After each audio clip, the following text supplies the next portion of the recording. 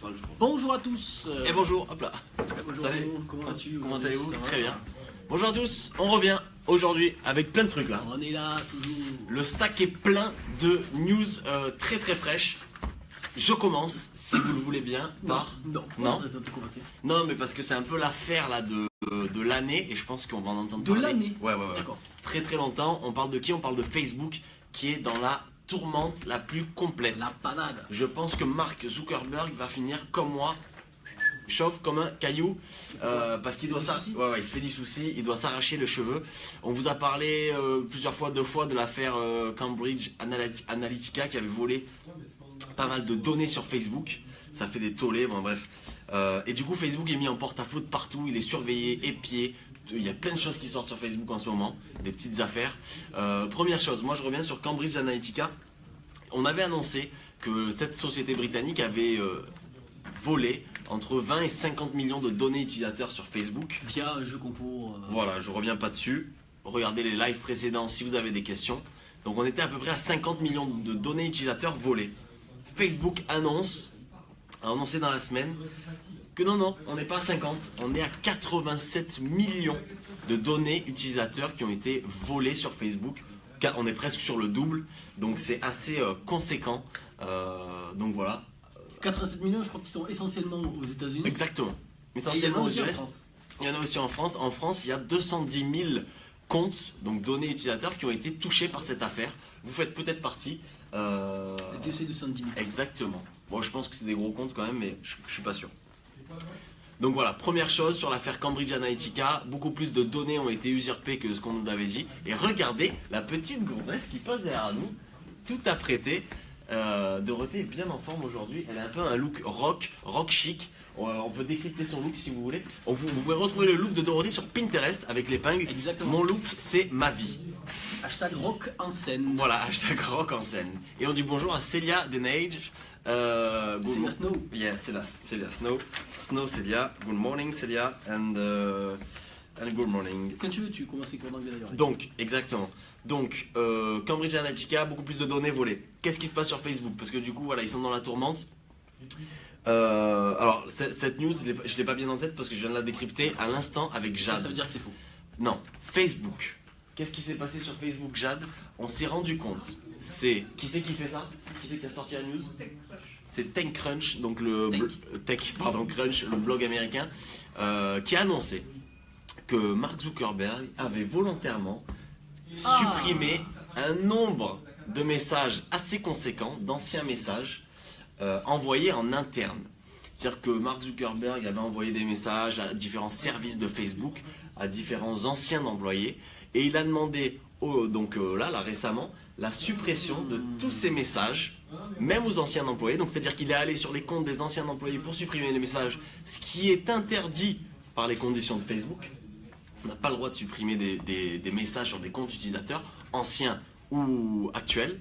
Il a demandé la suppression de tous ces messages-là, ces messages perso à lui. Hein. Donc j'imagine des demandes, des soumissions d'informations, etc. Comment il se justifie de ça, Marc? Il dit qu'il n'a pas envie de se faire hacker. En fait, il se sent en insécurité aujourd'hui sur ses données personnelles. Puis en plus, il est un peu parano. Ouais, en plus, il est un petit peu parano. Donc, dans le souci de se faire hacker des données importantes, cruciales à la stratégie de l'entreprise, il a supprimé l'ensemble de ses messages. Bon, c'est très douteux au vu du contexte. D'autant plus qu'il doit passer, je crois, au Congrès américain la semaine prochaine. Ouais. Il a attendu pour parler de ça, justement. Complètement. Et il est encore sorti de son silence, décidément. Je crois il est sorti de son silence en 2 mois, 3 ou 4 fois. C'est plus que depuis la création de Facebook. Et là, il est obligé de se justifier. Et il a fait d'ailleurs une conférence de presse par téléphone. Je vous invite à l'écouter. C'était très drôle. Ah ouais, sur quel site? Je sais plus la chaîne, je crois que c'était CBN ou un truc comme ça, aux USA, où il dit concrètement que c'était son erreur à lui, c'est mon erreur d'avoir fait cette fuite d'informations. Complètement. Donc Facebook dans dans la vraie panade. Et je finis sur Facebook avec la dernière news, parce que pareil, tout le monde creuse sur Facebook en ce moment. On s'est aperçu que Facebook regardait, épiait l'ensemble des messages qui sont envoyés sur Facebook Messenger. Vous savez, la petite messagerie instantanée de Facebook. Ça veut dire quoi? Ça veut dire que chaque message qui est envoyé, moi j'envoie des messages à Thomas ou à n'importe qui, Facebook, par un algorithme de matching et de vérification, va vérifier les liens, les photos, les vidéos. Bon, c'est surtout, et là j'y crois pour le coup, dans un souci voilà, de modération, de sécurité, pour pas qu'il y ait d'images pornographiques ou autres qui se diffusent sur cette application. Voilà, vidéo, texte, photo, tout est compilé, tout est vérifié par des robots, donc des algorithmes. Mais quand même, bon, Facebook dit on touchera pas à ces données, elles ne seront pas utilisées à des fins commerciales. La preuve en est avec Cambridge Analytica que ces données ont bien été volées. Et Célia Desneiges nous dit pas étonnant, effectivement, c'est pas étonnant. C'est pas étonnant, on savait que Facebook c'était dangereux pour notre sécurité personnelle. Ben, donc... Surtout quand vous regardez, c'est ça qui nous avait interloqué la dernière fois, les conditions générales quand vous vous inscrivez sur Facebook, c'est des conditions générales à 12 pages d'impôts. Personne ne lit forcément. À part les maniacos dépressifs. Ouais, voilà, exactement. Voilà. Très bien. Je pense que certains l'ont lu, moi, ici même. Voilà, pour moi, c'était voilà, le pavé Facebook. Il y a tous les liens en commentaire, vous pouvez aller voir. C'est hyper intéressant. Voilà. Bon, on va passer au petit snacking. Allez, aux petites actus. Allez, les petites actus. Non, mais j'ai rien en fait. Franchement, j'ai pas trop de choses. Allez, vas-y. Je commence par quoi? Tu te vends bien. Je commence par quoi, Arnaud? Tu commences par. Est-ce que je commence par la plus nulle des actus? Oui, forcément. C'est, tu sais, Google, goo.gl, le raccourcisseur d'URL, eh ben, il va être supprimé par Google. D'accord.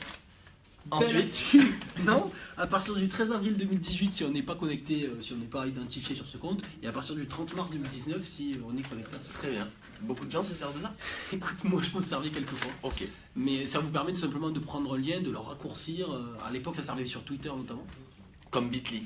Comme Bitly. D'ailleurs, Google, en disant qu'ils vont en fermant son raccourcisseur d'URL, joue le jeu en disant qu'ils vont proposer. Orthophoniste, oui, il faut que j'y aille demain.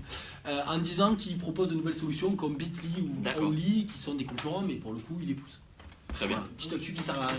Première news. Non, bien, ça se mange. Après, c'est Snapchat. Ok. Oh là là. Je pense que le rendez-vous orthophoniste de Thomas est avancé à cet après-midi. Snapchat, Arnaud. Ouais. Snapchat, pour la première fois de leur histoire, ont sorti une vidéo à la télévision. Oh. Et oui, c'était sur TBS, une chaîne aux vidéo... États-Unis. Une publicité. Ok. C'était sur TBS aux États-Unis, c'était juste avant le Final Four, tu sais, c'est le championnat de basket. Ah oui, c'est les deux demi. Final Four oui, puisque c'est le quatrième, Final 4. Du coup, ils ont sorti une publicité juste avant, donc ils ont payé assez cher. Ouais. On sait qu'ils sont en cours, ils se ramollissent un petit peu comme Twitter à l'époque. Donc ils essayent de toucher un nouveau public. Là, c'est un public qui est plus âgé, disons-le comme ça. Un public en tout cas qui ne connaît pas Snapchat et surtout Snapchat leur fait peur. Donc ils essayent de les toucher comment? En faisant une vidéo d'1 minute. D'accord. Très corporate, j'ai vu la vidéo. Tu l'as vu? Très corporate.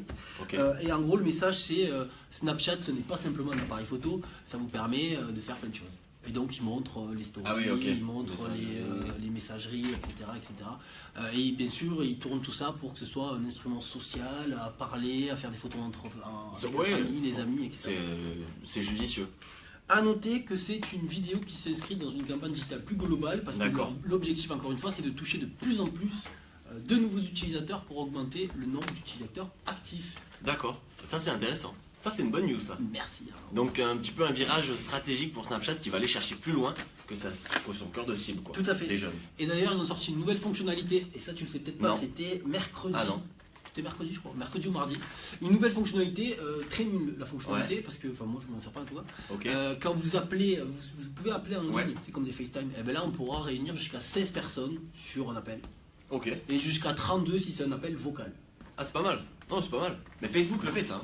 Ouais, je trouve ça pas mal. Bah c'est surtout pour les organisations d'anniversaire ou de surprises. Ça c'est pas mal. Sur Snapchat pour faire ça. Non mais moi je l'ai déjà fait sur Facebook et c'est vrai que c'est utile. Du coup on appelle tout le monde en même temps. Ouais, sur Messenger. Et deuxième fonctionnalité, là ils recopient Instagram puisque c'est désormais possible de mentionner une personne dans une story, un snap. Ah ouais. Vous pouvez avec le arrobase mentionner une personne. Ah ça c'est rigolo. Et je crois qu'il y a une notification qui va apparaître dans le chat avec la personne, comme quoi vous avez identifié dans une story, un snap, etc. Et oui. Voilà. La reconnaissance, très important. Ouais, pas mal ça. Donc Snapchat, ça bouge un peu. J'ai des petites choses moi aussi. Très bien. Dans les petites choses, moi j'ai aussi un petit truc. Donc Apple, la marque à la pomme, qui va faire très mal à qui? À Intel, la marque de processeurs. Exactement. Pourquoi? Parce que Apple, ça fait 15 ans qui tournent avec des microprocesseurs d'Intel. Je ne le savais pas, je l'ai appris. Récemment, les iPads et les iPhones sont devenus dépendants de ces microprocesseurs Intel et tournent avec des propres cartes mères Apple. Et aujourd'hui, Apple a décidé qu'en 2020, ils allaient complètement arrêter ce partenariat avec Intel pour développer leur propre cœur de système, si vous voulez, pour être plus simple. Il y aura sûrement de l'intelligence artificielle là-dedans, on le sent arriver. Et qui sera, je pense, plus nul que Intel. Ah, je pense pas. Ouais, si, je pense. Bon, du coup, ça fait beaucoup de mal à Intel. Hein. Ouais, ça fait beaucoup de mal, mais voilà. On arrête les microprocesseurs Intel chez Apple d'ici 2020. Voilà. C'était le petit truc. Moi, j'ai un petit baromètre. Il y a une étude qui est sortie, le baromètre sur les médias sociaux en France. C'est Harris Interactive qui l'a sorti. C'est sur les derniers jours. Ils ont un peu tout regardé sur tous les réseaux sociaux en France sur les 30 derniers jours ou sur les 2 derniers mois. D'accord. Pourquoi? C'était aussi un moyen pour savoir si Facebook allait perdre son avancée gagnée avec cette grande histoire. Comment on l'appelle? Facebook Gate? Le Facebook Gate, on peut appeler ça comme ça. Hein. Bon, alors qu'est-ce qu'il en ressort? J'ai beaucoup de chiffres, peut-être même trop parce que je n'arrive plus à lire. Le principal chiffre, on va dire ça comme ça, c'est que Facebook est toujours devant.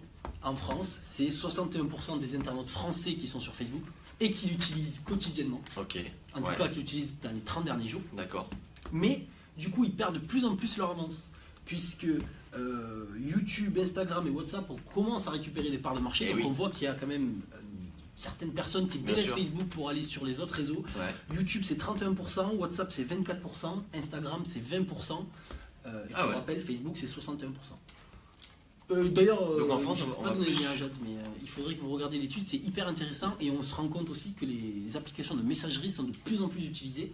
Ça c'est une vraie tendance. Messenger c'est 44%, WhatsApp 24%. C'est hyper intéressant. Ok, c'est qui fait ça? Harris Interactive. Ok. Je connaissais mes droits. Petit truc aussi sympa, et ça je sais que t'aimes bien Arnaud, sur les influenceurs. Combien de pourcentage de socionautes suivent des influenceurs? Ah, d'après toi? En France? En France. 35%. 30. Et sur les 30%, c'est 54% de millennials. Donc essentiellement un public entre millennials, c'est quoi? C'est 80. Plus de femmes que d'hommes, je pense. 2000. Ouais, ça dépend. Ne fais pas chier avec ça. Ça dépend. Je sais que c'est une grande question. Oui, ça dépend.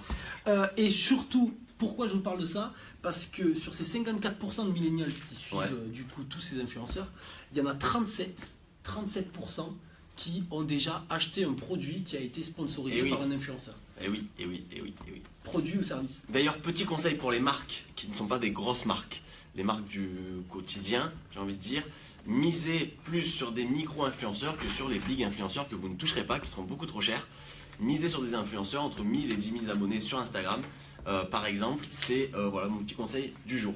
Eh ben voilà, pourquoi? Parce que forcément, il y a quand même pas mal de... C'est vraiment un levier d'acquisition pour acheter un produit. Il suffit juste de le sponsoriser via un gros compte et puis normalement derrière, les achats suivent. Et dernière petite analyse de cette étude, Arnaud, 56% des millennials, 56, la majorité, ont déjà chatté avec une marque sur les réseaux sociaux via des chatbots ou quoi. Et surtout, c'est pour eux le point capital pour acheter un produit. Ils les ont contactés, je crois que c'était pour un post-achat, un SAV ou justement pour avoir des renseignements sur la marque. Ça c'est très important. C'est devenu maintenant la coutume, en tout cas pour les jeunes. Avant d'acheter un produit, ils vont contacter la marque sur les réseaux sociaux. Donc n'hésitez pas à regarder vos messages non lus sur Facebook, Instagram. C'est très important. Le support réseaux sociaux est très important. Il faut qu'il y ait quelqu'un derrière, ou en tout cas un robot qui fasse foi. Mais il faut un vrai support. Tu parlais d'influenceurs, du coup ça me permet de rebondir.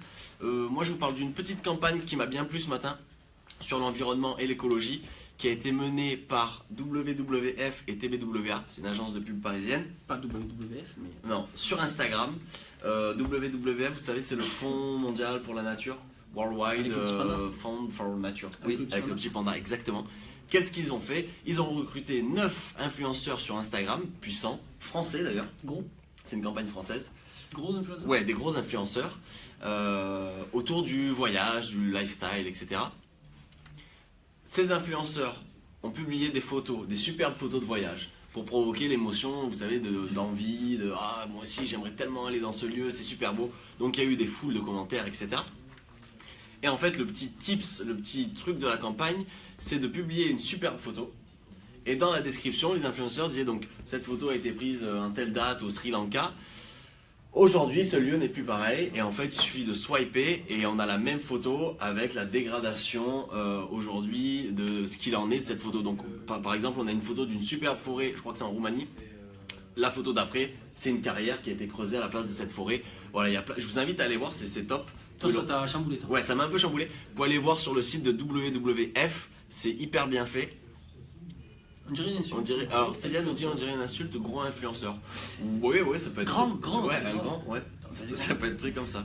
Donc voilà, superbe campagne de WWF sur Instagram avec les influenceurs. C'est bien fait, bravo à eux.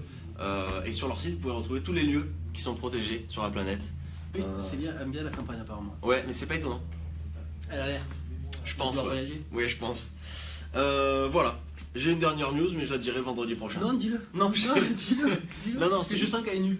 Non, elle est bien, mais elle est longue. Tu l'as pas révisée. Non, je l'ai pas révisée et elle est un petit peu longue, donc je t'ai pas appris. Voilà. T'as pas fait tes devoirs. Je la dirai vendredi prochain. On se laisse? Bah écoute, avec grand plaisir. On a fini? On a fini. Moi j'ai terminé, pour toi aussi. Eh ben du coup, on vous remercie. À vendredi prochain. On sera le combien? Oui, on sera là vendredi prochain. On sera là. On sera là, mais si vous voulez qu'il y ait quelqu'un d'autre parce que vous en avez marre de nous, n'hésitez pas à le dire. Complètement. Les filles, par exemple, veulent refaire le live absolument. Ouais. Donc n'hésitez pas à le dire. Ouais. Allez les meufs. Allez, merci à tous. Ciao. Bon week-end. Bye.